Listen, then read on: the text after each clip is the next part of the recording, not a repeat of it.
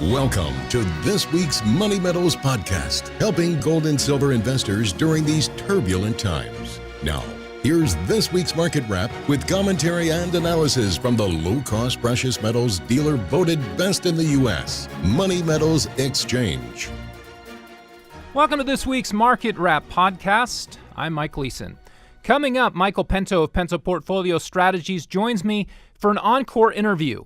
Michael weighs in on how he sees Fed policy decisions playing out and why he believes it will have damaging long-term effects on the economy. Plus, learn why he's been blackballed by CNBC and others in the mainstream financial media. So make sure you stick around for a replay of our explosive conversation with Michael Pento coming up after this week's market update. On this final Market Wrap podcast of 2018, we'll look back at the year that was in precious metals markets and look ahead to how things might shape up in 2019. We are certainly seeing some encouraging signs for precious metals investors in these final few trading days of December. Equity markets got hit by some wild gyrations around Christmas, with the Dow Jones Industrials finally gaining some footing on Wednesday and surging by 1,000 points. It appears the plunge protection team is out in full force following last weekend's urgent calls to top bankers by Treasury Secretary Steven Mnuchin. This week's recovery in stocks could have easily sent gold and silver prices retreating. Instead, the precious metals continued to move higher. Gold closed Thursday at a 6-month high. As of this Friday recording, the yellow metal trades at $1,279 an ounce, up 1.8% for the Christmas week.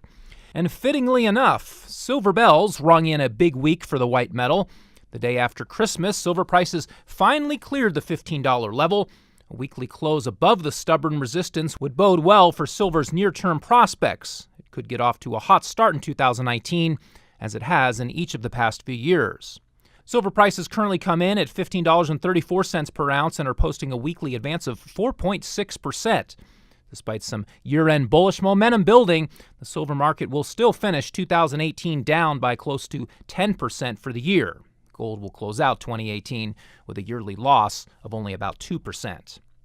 This year's standout precious metal is palladium. It is putting in a year-to-date gain of about 20%. More importantly, palladium broke out to a new all-time record high and achieved the rare feats of exceeding the prices of both gold as well as its sister metal, platinum. The palladium market is showing no signs of hitting the skids just yet. Prices for the automotive metal are up 4.1% this week to $1,277 an ounce. Turning to platinum, prices are little changed for the week at $793 per ounce. For the year, platinum is headed for a loss of close to 15%. It just can't catch a break, even as other metals have performed well over these last few weeks. Contrarian-minded investors may be attracted to platinum as a possible comeback story for 2019. However, they may also need to exercise patience. It could take several more months before industrial users for platinum group metals begin switching in a big way from pricier palladium to cheaper platinum for use in catalytic converters in automobiles. As for what might catalyze gold and silver prices in 2019, the biggest catalyst, no surprise, could be the Federal Reserve reversing course on monetary policy. At its December meeting, the Fed pointed toward 2 more hikes in 2019. However, the market's sharply negative reaction heading into Christmas is likely to foreshorten the central bank's rate hiking campaign. Interest rate futures are now pricing in a good chance that the Fed is already finished. Just a couple of months ago, analysts were saying the Fed had room to hike 3 or 4 times in 2019. Hardly anyone expected a big stock market plunge before the end of the year. One of the only analysts we know who accurately called the stock market sell-off that began in October and got worse in December was our friend Greg Weldon. He appeared on this very podcast in late October to warn investors of more volatility ahead. We said at the end of August, if the Fed moved in September, you'd see a sell-off in October. It's exactly what's happened, and I think it's just beginning. I think you have much more volatility. This is nothing. The on-balance volume indicators, everything, you haven't had any liquidation. And that's the dangerous accident waiting to happen. When if you go to sell some of these high-priced stocks that have huge ownership and a diminished turnover in shares because the price is so high, you have a potential vacuum of buyers under this market. So I don't think you've seen the worst of it by any stretch of imagination. Congratulations to Greg Weldon for one of the best calls of 2018. He won't necessarily get the recognition he deserves from CNBC or the Wall Street Journal, but we are proud to feature guest experts like him who are ignored or even blacklisted in the controlled New York financial media. Today's guest, Michael Pento, a man who has been banned outright from networks like CNBC, will shed some light on why he believes contrarian voices are shut out later in today's podcast. We believe investors who expose themselves to alternative opinions are better positioned to make well-informed decisions. Those who rely solely on the same conventional sources as everyone else won't ever gain an edge on the markets. Well, with market volatility elevated, the yield curve close to inverting, and the government partially shut down, Fed Chair Jerome Powell may not want to risk triggering additional tumult in January. If the Fed folds on rates, that would invite selling in the U.S. dollar index, which in turn would help fuel a strong 2019 in metals. We will soon find out on how things will play out in what is likely to be a very interesting year in the markets. Well, now, without further delay, let's get to our recent interview with one of our very favorite guest experts. It is my privilege now to welcome in Michael Pento, president and founder of Pento Portfolio Strategies and author of the book, The Coming Bond Market Collapse, How to Survive the Demise of the U.S. Debt Market.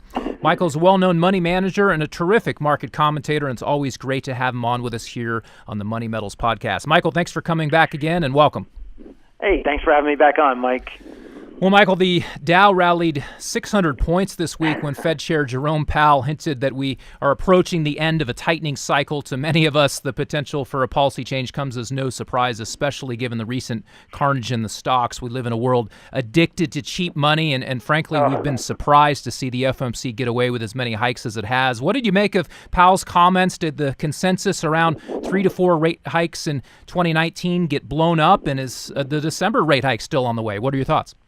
Well, I could take the entire interview and expound on what you just said. So let me give you my take. First of all, and I say this with all respect, Jerome Powell looks to me to be a little more feckless and a lackey of the Trump administration and of the stock market after yesterday. He did move a little bit more dovish, but not as dovish as Wall Street would hope for and is praying for, and what they took his language to be. So let me just say that on October 3rd, Jerome Powell said that the Fed is very far away from neutral, and that the Fed would have to go perhaps a half a percentage point above neutral. So if they think neutral is right now, the Fed funds rate, the effective Fed funds rate is 2.2%. The range is 2 to 2.25%. And let's just say that neutral for the Fed is around 3. Jerome Powell said that not only are we very far away from 3, obviously, 75 basis points or 3 hikes, or 100 basis points away, 4 rate hikes in the 25 basis point range, but also that they would have to go 50 basis points above that range. Now, he comes out yesterday in front of the Economic Club of New York and said this: we are close to the range where the FOMC thinks that rates would be neutral. Now, let me just tell you, there is no such thing as a neutral Fed funds rate that's neither stimulative to growth or depressant to growth. That just doesn't exist. Let's just start there. But let's also admit that saying that you're close to a range, which has a bottom to a range, a midpoint to a range, and an end point to a range, to say that you're close to a range does not mean, as Wall Street took it to mean, that the Fed is now on hold. The Fed is not on hold by any means.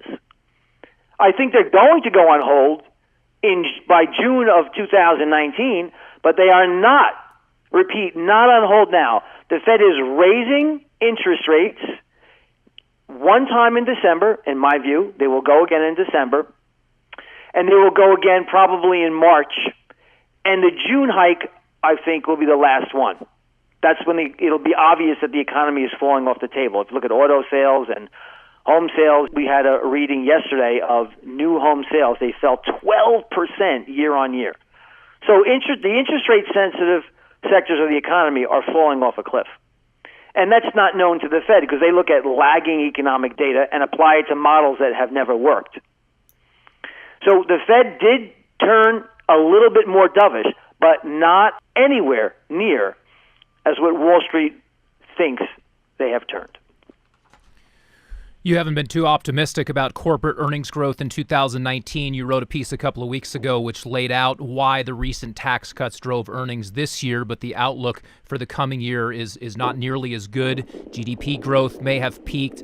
There is evidence of slowing around the world. Rising wages and other costs could start pinching profits. But as discussed, the Fed may be changing course. Now, the precious metals markets have suffered in the face of relentless optimism surrounding stock prices and weak demand for safe haven assets. Now, if 2019 winds up maybe being stronger for earnings and equities, you would have to think that it'd be continuing headwinds for metals. What are your thoughts about where corporate profits are headed? Has anything changed with regard to your outlook for earnings in 2019, Michael?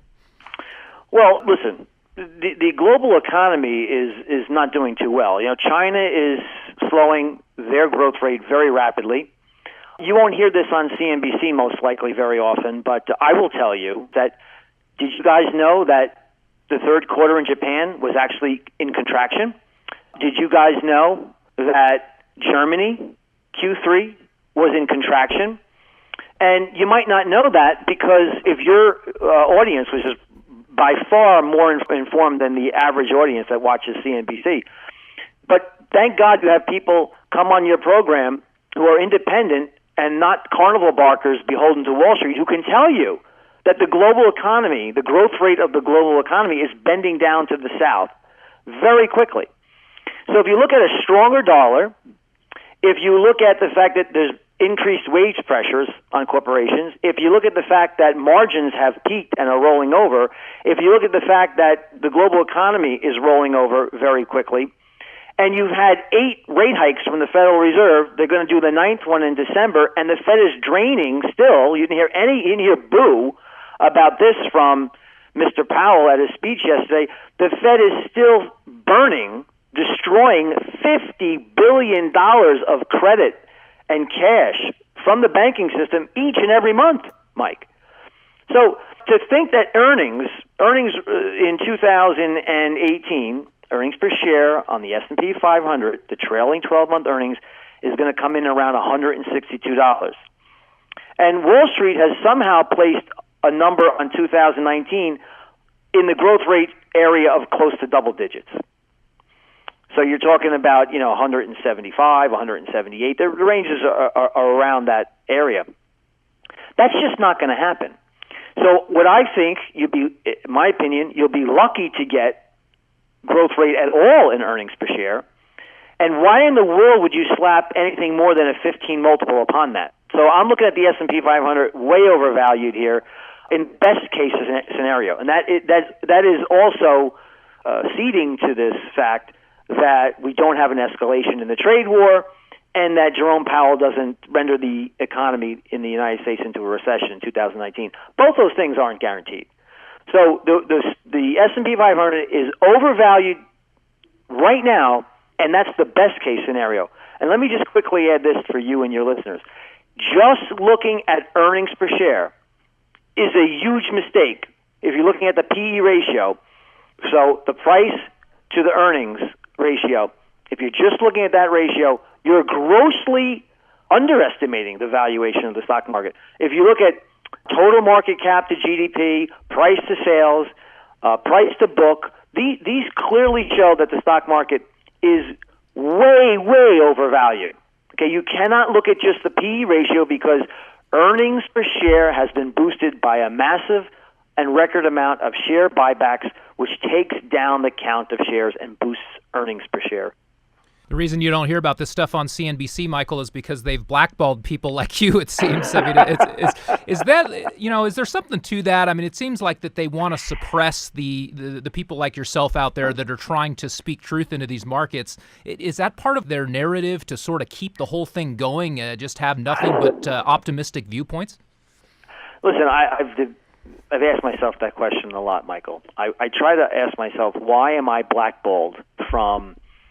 I mean, I'm persona non grata from not only CNBC, but Bloomberg as well.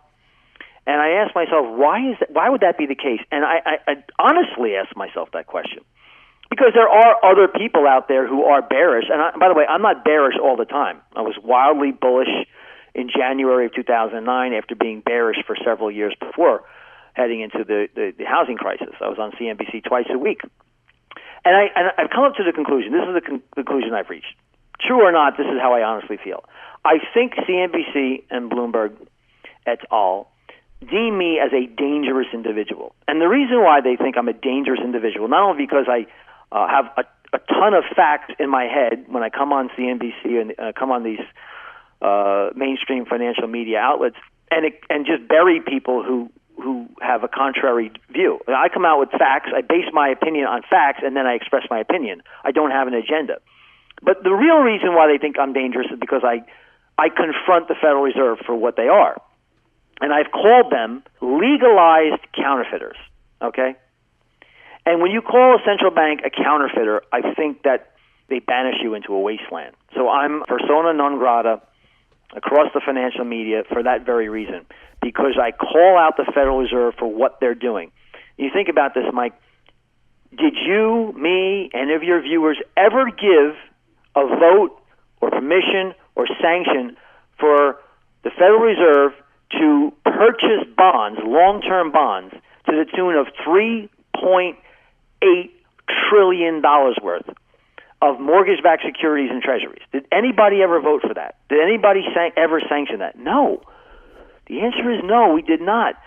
See, money has to be real for economic growth to be real. And when money is real, you talk about what makes money real. There's a reason why I believe the United States and the rest of the world during various times in our histories went on a gold standard, because the mine supply of gold is limited. It tends to rise commensurate with the increase in the labor force growth plus productivity. And in that regard, keeping that base money supply fettered, restricted to that growth rate, you eliminate the possibility of asset bubbles and inflation.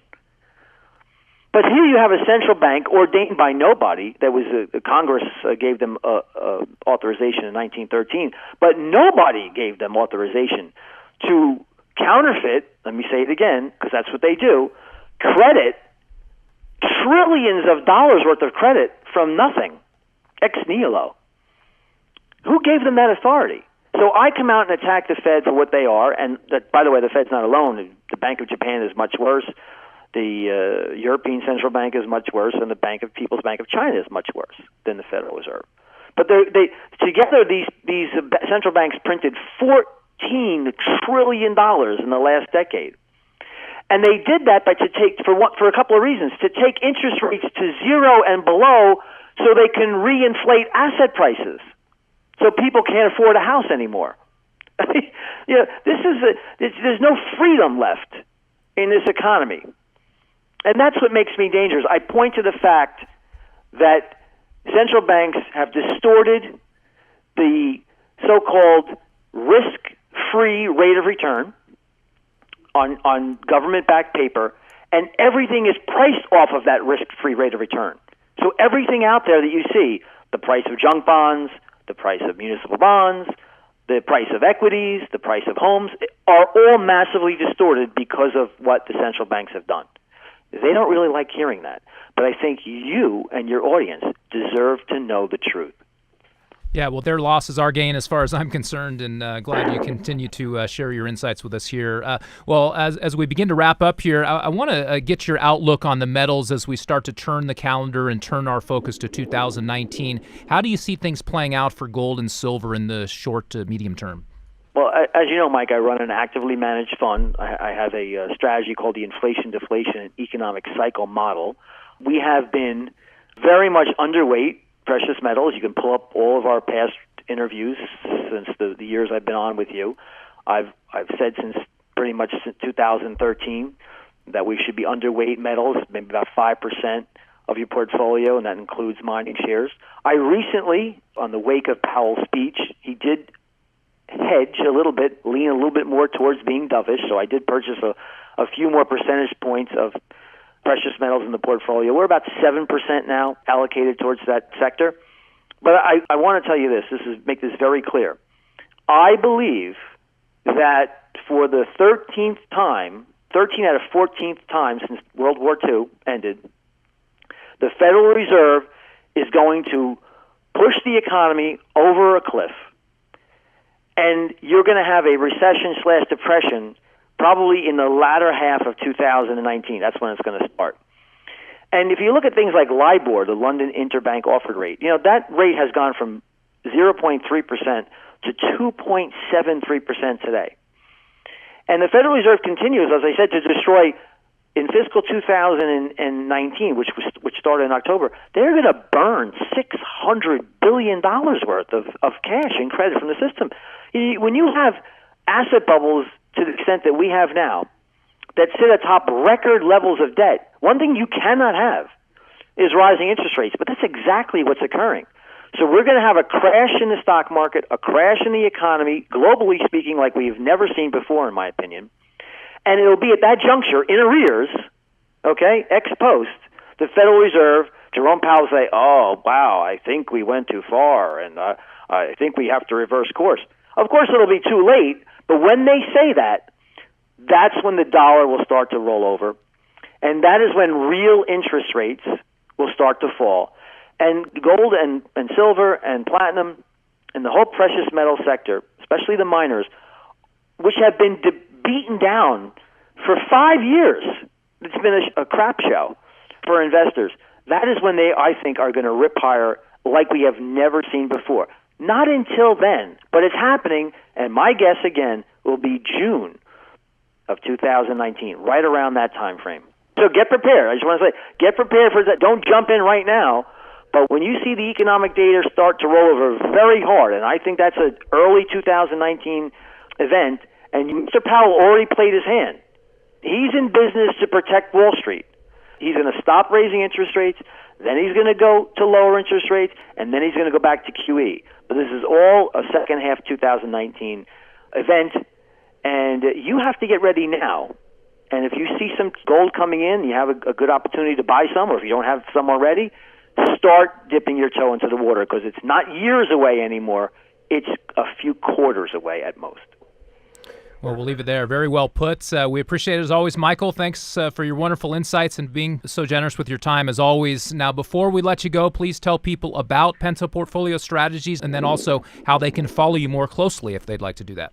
So you could go onto my website, brand new website, just updated. So it's pentoport.com. You can, for free, get a trial subscription to a podcast that's $49.99 a year. You get all these kind of data points the kind I say on your program. That's really not promulgated by the mainstream financial media. You could also sign up for an account. I run an actively managed, sort of like a hedge fund strategy. Without all those fees, it's 1.5% on assets under management. And I allocate your assets according to that inflation, deflation, and economic cycle model. So hopefully you'll be long gold and precious metals when we're inflating and when real interest rates are falling.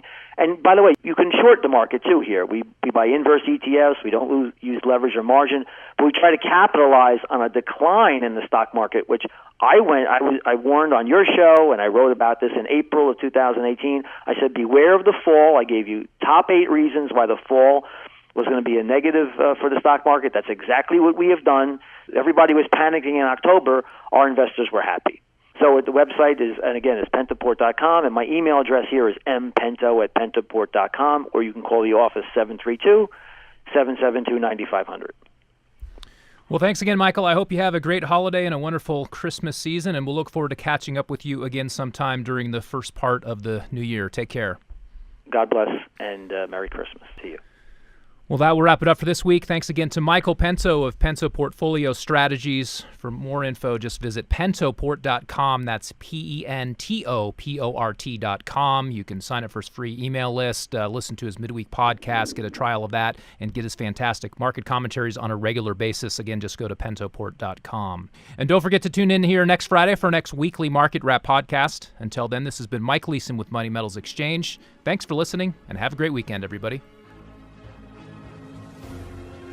Thank you for joining us for this week's Money Metals podcast. Be sure to come back next week. And don't forget to subscribe to our podcast through iTunes for answers to all of your questions, or to discreetly and securely buy or sell gold or silver coins, bars, and rounds. Call 1-800-800-1865. or visit www.moneymetals.com. Our knowledgeable and no-pressure specialists are standing by between 7 a.m. and 5:30 p.m. Mountain Time, Monday through Friday.